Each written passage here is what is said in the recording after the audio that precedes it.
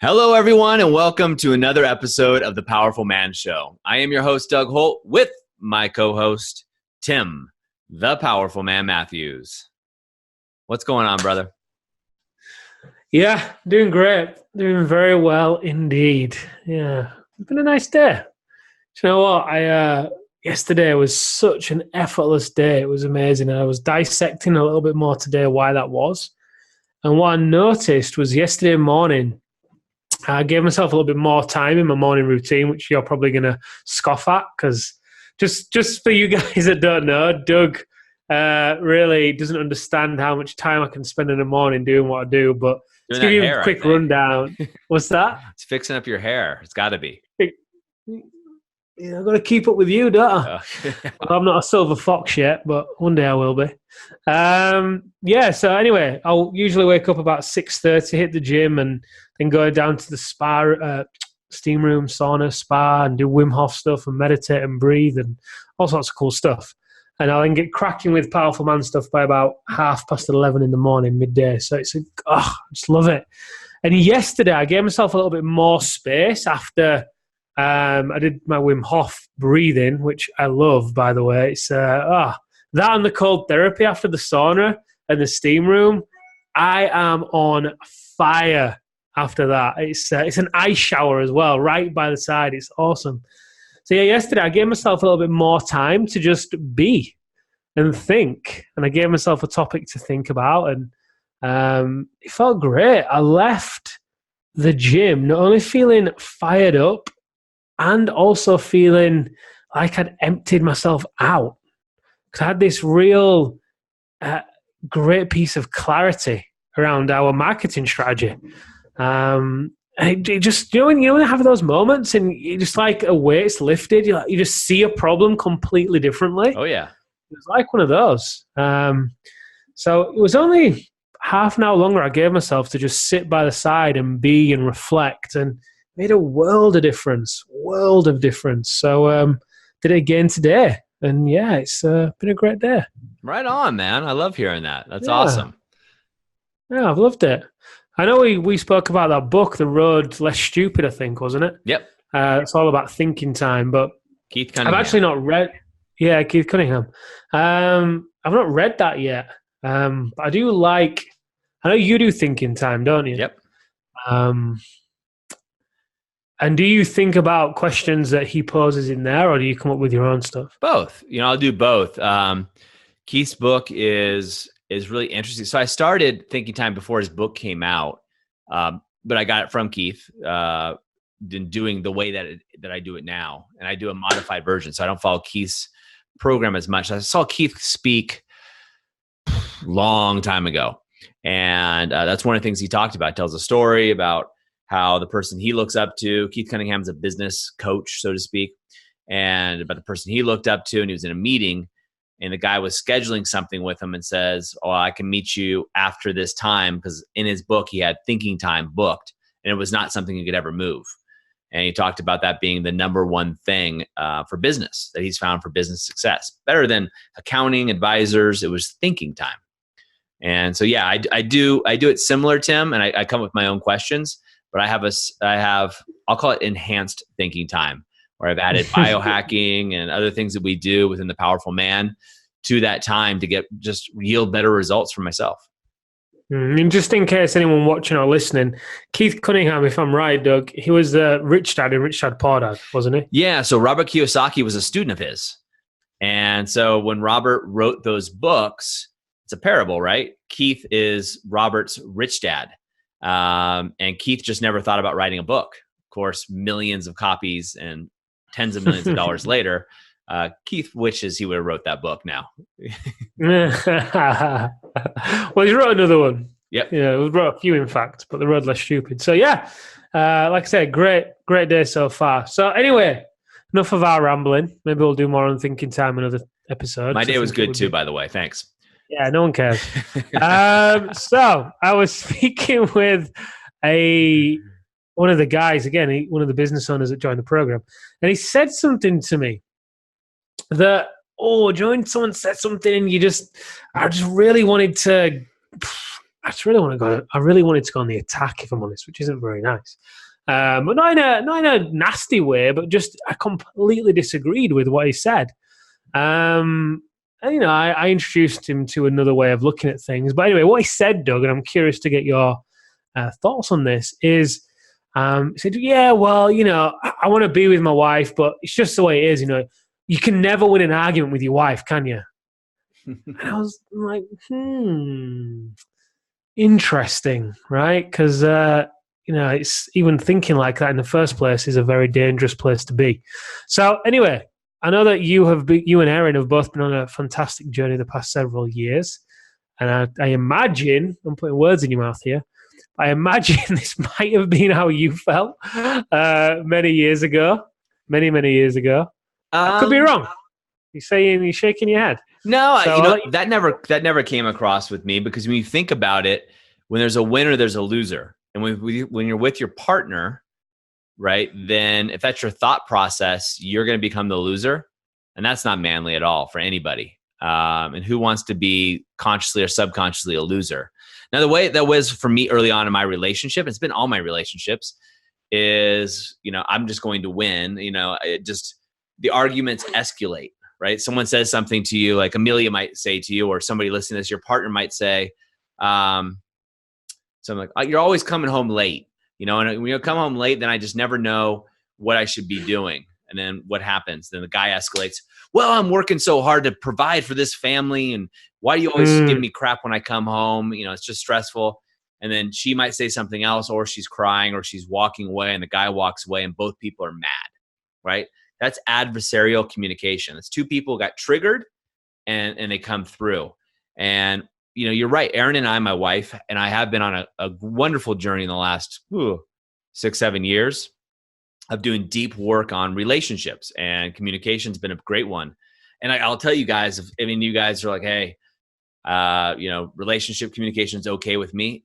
If it can get better, work on it to get better. And second thing is, I use these same tactics on Tim or anybody else that I'm working with.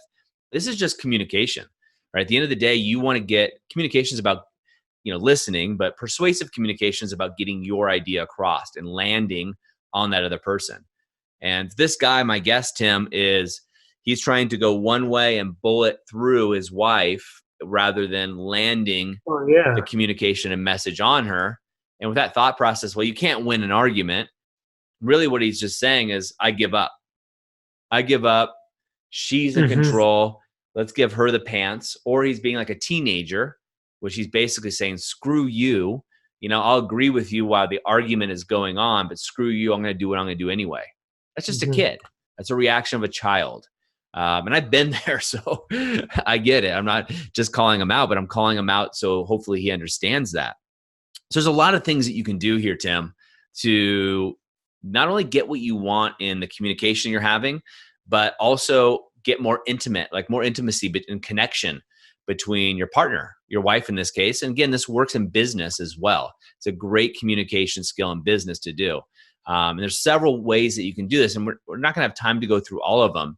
But one of them is simply, you know, don't do, right, is a way that you can think about it, right? And that is, so if you come home, as an example, and your wife says something like, you're always coming home late, I just don't know what to do. You expect me just to wait around for you. So instead of going right at her, you confirm that what you don't want in the situation, and then you're going to talk about what you do want in that situation. So another way of doing it, rather than going right at her, like, hey, I provide for this family. What do you expect from me? I'm working my ass off. Something like that. You could say, look, I absolutely don't want you to feel like that you're last on my list. That's absolutely not what I want. I want you to feel that you're first, and that you understand that, you know, I'm out there working really hard, and we have a common goal to achieve here, that we're really trying to buy a house, put our kids through school, whatever it may be. And the key with this is first the don't, right? You're validating that person, that you heard them, and you're telling them, I don't want you to feel that way. So if you're married, it's an easy thing, right? And that, by the way, in that scenario, I never admitted that I was wrong. I never said anything I did was wrong. I never said anything that's going on in my life is bad. All I did was validate her feelings and what I want, right? I don't want my wife to feel, and I'm making up this scenario, so I'm trying to remember what the argument was. But I don't want my wife in that case to think that I'm putting her last, right? No man wants their wife to think that she's last on the list. No man wants to hurt their wife's feelings, right? Really, or make her wife cry. So first, you talk about what you don't want in the situation, and now you have common ground. Then from that common ground, and let's go through a couple examples in a second, Tim. Through that common ground, then you talk about what you do want in that situation. What is it you do want? Hey, what I really want to do is, have you making sure you understand that you are first and that we're able to put our kids through school, whatever it is. And that requires me to work, really late at times. So I'd love for us to come to a common ground so we can come up with a way that works for us as a family. I love you so much. Right? That conversation ends up in nice sex, hot sex. It ends up amazing. Everybody's loving. Her guard is released, right? Her defenses are down. And now you guys can actually have a conversation. Hang on a minute. Just to be clear to the listeners, he said he uses these tactics on me. Those tactics don't lead to sex. No. They don't lead to that Not kind with of play. you, but when I walk away and tell my wife what I just did, I look better. No, just kidding. No. Yeah, you can use them in business as well. Because look, in business, it's human to human, right? We're working with other people, coworkers, so emotions get involved. At the Powerful Man, like we're working with business leaders. We have a lot of business leaders who we're coaching. So you have a lot of alpha guys, and especially after the alpha reset, these men are so solid in who they are as a man and who they are as a business leader in their relationships. And so you can come into emotional conflicts there when maybe we're not going the direction that they think we should be going in or whatever it may be. And so I'll use this a lot, Tim, as well in handling those communications so everybody's on the same page. Right? Or in a sales presentation or with another vendor, I'll use this a lot. You're talking to another leader, a vendor, they're triggered, they're coming at you quickly. Instead of clashing, I'll use the don't do. Now, this is one of many things we teach within the Powerful Man, one principle, but the don't do principle is a great way of doing it. It's a contrasting principle that you can do in business. And if it's a business person, I can then say, look, what I don't want is for us to have an adversarial relationship. I don't want you to feel that you're getting the short end of the stick here at all. What I do want, though, is for XYZ company or XYZ company to fulfill on the contract that we agreed on so that we can all move forward and grow. How can we do this together? Right? Totally diffuses it. Right now we're just having a conversation, and it's a collaborative conversation, which most likely is going to result in me making more money and that person having a better relationship with me and therefore bringing me more business. Mm-hmm. Great point. I think it's also smart to just mention here as well. Typically, women argue to connect, right? Women will fight to connect. Men fight to win. So it reminds me of the conversation with this guy again, because the approach that he would take in business is he's so used to bulldozing his way through everything. Totally. It literally said, I go through business every day and I smash through hurdles and I smash down obstacles, and I come home to my wife and she's complaining about, some dirty dishes. And I'm like, come on, I've just been doing this. And that's where he thinks that he immediately feels attacked. So he kind of goes back into the same mode it was in business. Right, I'm going to bulldoze through this, which then causes her to close down. And he just continues to create the rift. Imagine it happening several times a week. It just continues to create a divide between them two. Well, let's role play that scenario out, Tim. So in this case, you'll be the wife, and I'll be the man, as normal. So what we'll do is run through the scenario.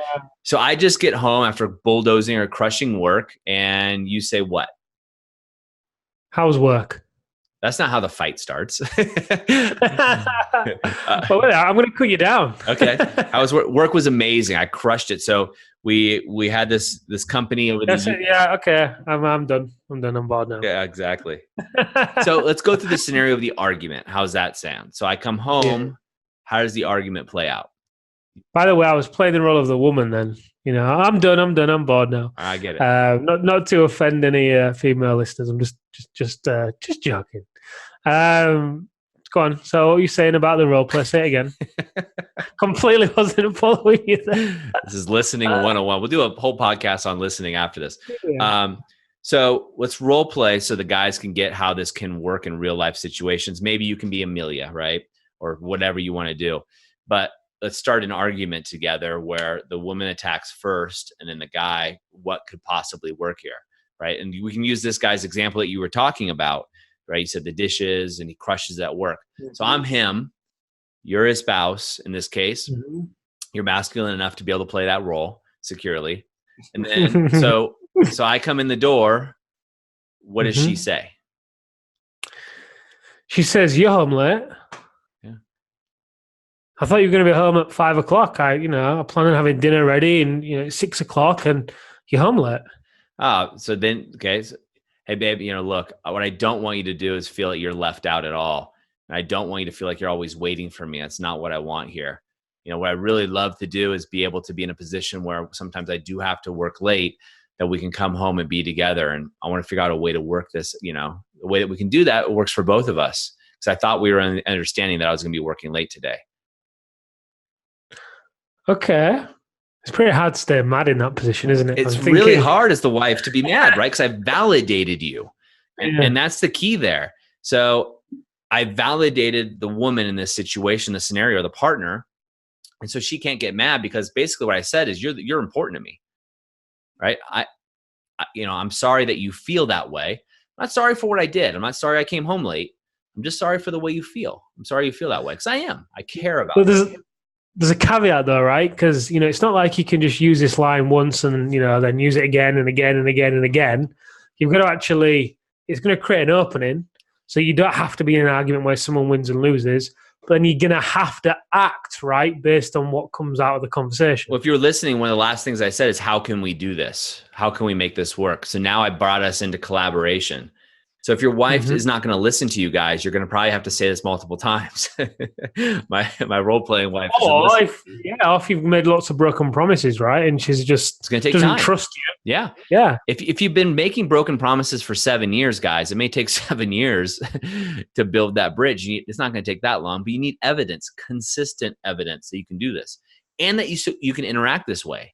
Because what happens is neurologically, you come home and your wife now, this is what we do. We fight. Let's go, right? She's going to be triggered and she's going to be ready to go. And it's going to take time to rewire her nervous system. And if you mess up one time in this thing, she's going to go right back to default going, you know what? I knew it. He's an asshole. Right? So you have to be strong. And you have to really stand in what we call standing in your power in order to do this. And that comes with really knowing yourself and being secure with who you are as a man, knowing your identity, right? And letting things bounce off you, right? Yeah. She's not attacking you. She's attacking the way she feels in this case.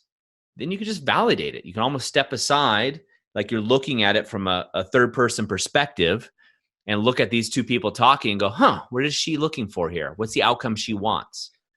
Okay. What's the outcome I want? Okay. And now I can have a conversation. Let me validate her outcome, right? I don't want you to feel that way because I don't, right? And now I'm going to tell you what I want. And odds are I'm going to get what I want out of that situation because I'm being very powerful. I'm being very assertive in a loving way, but I validated her, which is first and foremost. She has been heard. She has been seen, which is very important for feminine people, right? Especially to be seen. And then I'm also saying that I don't want her to feel that way. If I can sprinkle in a little desire in there, there's nothing more I'd love than to come home, right, and be with you and, have dinner and then go upstairs and make sweet love to you, baby, right? Whatever you want to say, that's an amazing thing because now she's feeling desired. That changes the whole conversation. Totally, yeah. I remember when sometimes I get this from Amelia and, when you are able to be in your own space, because sometimes it can be totally unjust, right? You may not feel like, you may not deserve it sometimes. You may not have done anything, quote unquote, wrong, let's just say. But when you're able to be in a place where you can stand your ground and hold space and almost like melt that ice with playfulness, as well as allowing them to be seen, that's a game changer. And years ago, Doug, if I would have listened to what you're saying years ago, I would have probably said, you know what, that sounds really nice and ideal to be able to talk in that way. But that's just not realistic. That's just not life, Doug. But then what I now come to realize is back then, I hadn't done the work on myself. So in order for me to be able to, well, when I hadn't done the work on myself, I couldn't see myself even acting like that. And as you know, in order for anything to happen, you first got to see yourself doing it, right? Sure. And because of that, I couldn't hold my own space. I was like a big walking bruise.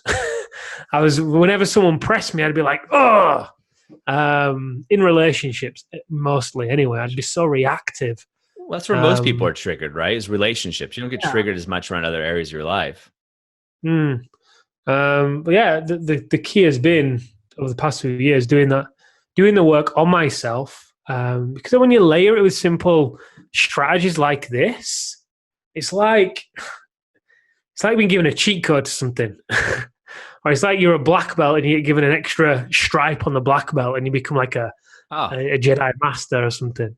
Sure. Not that I'm saying Jedi Master. Because I'm definitely not a Jedi Master. I did Brazilian Jiu-Jitsu for a little while. And, you go in there. I remember going as a newbie doing Brazilian Jiu-Jitsu. And I remember rolling with a black belt.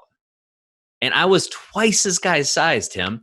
Twice this guy's size. And all he did, he was talking to people as he was going around me like a spider, and I'm trying to slam him down and everything, get him moving. And he's sitting there having conversations about the weekend. And next thing I know, I'm in like a pretzel hold.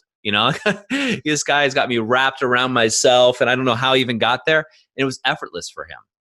The same thing happens with this, right?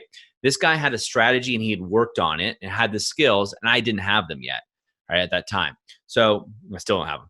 But the point is you want to keep practicing it, right? And you want to keep working with this. And start using that formula. It's really simple. Don't, do, right? So here's what I don't want. Here's what I do want. And the don't part is the validation portion of this, right? I don't want you to feel this way, or, if you have kids, right? Your spouse may come up to you and go, you know what? You always let the kids get away with everything, and I always have to play the bad cop. Right? That could be an argument. Now that can go in, well, I don't see them very often. Anyway, you can go on this whole way. You guys know how that whole thing plays out. But it could play out this way, right? She could say that to you. And you could say, look, I don't want you to be the bad cop, right? I don't want that at all. You're a great mother. What I want is to spend quality time. Are the bad cop. What I want is to spend quality time with my kids, right? With the children, and do it that way. So let's find a way together that we can make it so you don't feel like you're the bad cop, and that I can still feel like I'm playing. How's that sound? Right? So this is what I don't want. I don't want you to feel like you're the bad cop, or whatever it is in that scenario, and you move on. And this, we look at this, we talked about it recently in a podcast about divorce. And we talked about it several times. And I think a lot of times this is what leads to it, is these miscommunications, right? Because these miscommunications get stacked. The next thing you know, it's my husband doesn't understand me. He doesn't listen to me. He's a jerk. And the husband's saying things like, I can't win an argument with my wife, so therefore I just go inward and I totally disconnect from her, thus creating a bigger gap between us in the relationship. And therefore, she's going to find connection somewhere else. And then you end up in front of a divorce lawyer, signing half of your assets away and hopefully seeing your kids on the weekends. The more that you work on yourself, Doug, the easier this is, right? It's so much harder to go straight in and communicate like this if you're not doing any work. It can be done, of course, but it's so much easier to hold your ground and communicate calmly. Well, this is right. This is 100% why I got involved with the Powerful Man movement, right? I didn't start this by any means or anything else.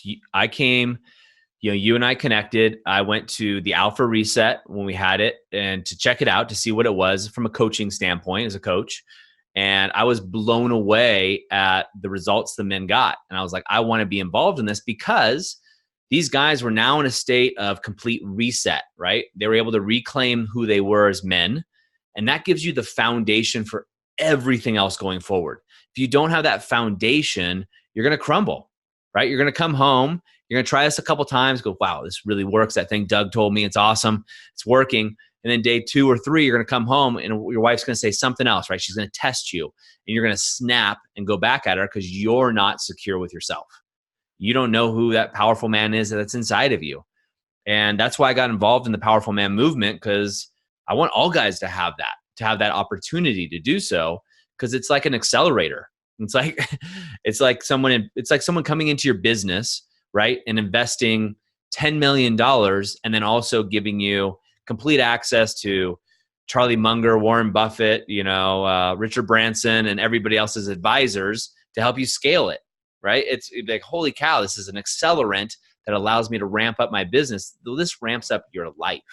And to yourself, Tim, what you were saying is you got to focus on the self first, and then this becomes a lot easier. Right? If you just dipping your toes into this, guys, it's really tough. Like, I'm not gonna lie, she's gonna trigger you. You're gonna respond. You gotta get your reps in. And we use that analogy of working out a lot. If you went through an 8-week challenge and you lost, 10 pounds, 2 stone, whatever, but you stop working out, you're gonna get fat again. You got to get your reps in. You got to keep going back and day in and day out. And it's a journey, but the rewards are so sweet. It is such an amazing time to be able to have that level of communication with your partner where you're open, you're honest. And guys, I promise you right now, if you give this to your partner is going to give you things that you never knew existed. Not even at home, but in the bedroom. It's going to be an amazing experience for you guys. Because if you open her up emotionally, well, she's going to open up in a lot of other ways. Let's just say that. See it time and time again. Metaphorically speaking. Of course. Funny. One key takeaway it's pretty obvious, right? One key, if I say one, it's the don't do. Don't do. Yeah. Use the contrasting method. It's one methodology of, a lot, and I was going to say hundreds, but maybe it's not quite hundreds, that we teach within the Powerful Man that we've got from other resources, right? This is not stuff we just created, but stuff that we've battle tested, so to speak, in the trenches. We've used this to see if it works. And it does. And then we pass it off to the men. Does it work? Yes, it does. And we put it into formulas. So don't do. Try it. Try it with your spouse. Try it with your kids. Try it with your wife. But definitely keep consistent with it. Right? What don't you want? What do you want? And roll into that. You'll see things just melt through. It's like a hot knife on butter. It makes it so much easier. All right, guys, that's it for us on another episode of The Powerful Man Show. As always, if you want to know more information about what we do here at The Powerful Man, go over to thealphareset.com. That'll give you some basic information on how to get started at our base level, which is the activation method, along with that retreat that I was talking about during this show, which is the Alpha Reset. The reason that I got involved in the movement in the first place, just an amazing experience. You go over there, there's no obligation. You'll get a chance to watch a couple trainings. They resonate with you. Then you get a chance to get on a call with one of our master coaches just to have a conversation. No obligation. It's a movement for men, businessmen specifically, to help you get better. Until next time, we'll see you on another episode of The Powerful Man Show. Take care, guys.